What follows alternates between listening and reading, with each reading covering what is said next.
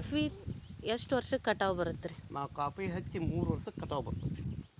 ಇದು 3ನೇ ವರ್ಷದ ಈ ಗಿಡ. ಇದು ಕಟಾವು ಈ ವರ್ಷ ಬಂದೈತಿ. ಇದು 25 ವರ್ಷ ಗಂಟೆ ಇರ್ತೈತಿ ಕಾಫಿ ಹಚ್ಚಿದ ಮೇಲೆ ಆಯುಷ್ಯ. ಅಂದ್ರೆ ಕಸಿ ಮಾಡ್ಬೇಕಂತ. ಇವಾಗ ಹೊಸದಾಗಿ ರೈತರಿಗೆ ನೀವು ಇದಕ್ಕೆ ಏನು ಸಲಹೆ ಕೊಡ್ತೀರಿ? ನಾನು ಹೆಚ್ಚಿಂದ ಅಡಿಕೆದು ಈ ಕಾಫಿ ಅಂದ್ರೆ ಅಡಿಕೆ ಹಚ್ಚಿ 3 ವರ್ಷಕ್ಕೆ ಕಾಫಿ ಹಚ್ಚಬೇಕು.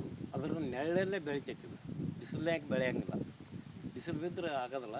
ಅದಕ್ಕೆ ಹಚ್ಚಿದ ಮೇಲೆ ಆಮೇಲೆ ರಾಸಾಯನಿಕ ಗೊಬ್ಬರ ಸ್ವಲ್ಪ ಕಡಿಮೆ ಪ್ರಮಾಣದಾಗ ಯೂಸ್ ಮಾಡಿ ಹೆಚ್ಚಿನ ಸಗಣಿ ಕೊಟ್ಟೆ ಗೊಬ್ಬರನ ಯೂಸ್ ಮಾಡ್ಬೇಕಂತ ನನ್ನ ಸಲಹೆ.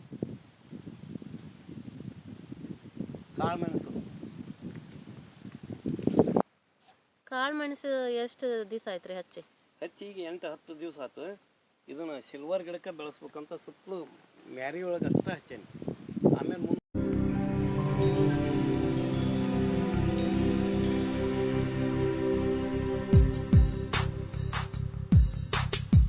ಈ ವರ್ಷ ಒಂದು ಹಚ್ಚೇನ್ರಿ. ಅದಾಗಿನ ಇದನ್ನು ಸ್ವಲ್ಪ ಹಿಂದಕ್ಕೆ ಇದು ಮಾಡಿ ಹಚ್ಬೇಕಂತ. 2 ಹಚ್ಬೋದಾ ಈ ಗಿಡಕ್ಕೆ?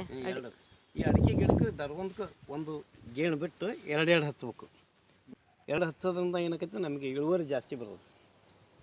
ಅಂದ್ರೆ ಈ ಅಡಿಕೆ ಈಗ ಹಚ್ಚಿದ್ರೆ ಅಡಿಕೆಗೆ ಇಳುವರಿ ಕಡಿಮೆ ಆಕೈತಿ.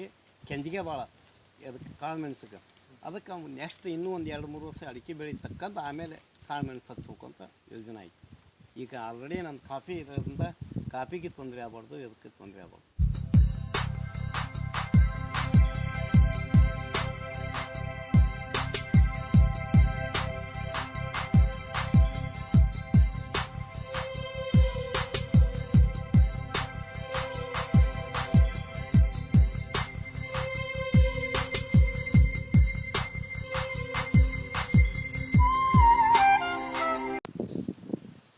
ನಮ್ಮ ಕಡೆ ಕಾಫಿನೂ ಬೆಳಿಬೋದು ಅಂತ ತೋರಿಸಿದ್ರಿ ನೀವು.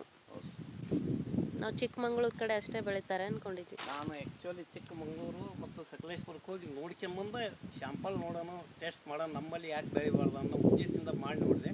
ಸಕ್ಸಸ್ ಆಯ್ತು. ಎಲ್ಲರೂ ಮಾಡಕತ್ತಾರೆ.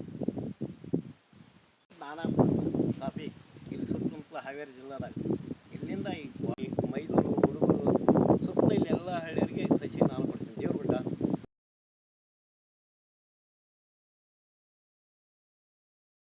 ಈ ತೋಟ ಎಲ್ಲ ಇಷ್ಟು ಚೆನ್ನಾಗಿ ಬರಕ್ಕೆ ನಮ್ಮ ತಂದೆಯವರ ಪರಿಶ್ರಮನೇ ಕಾರಣ.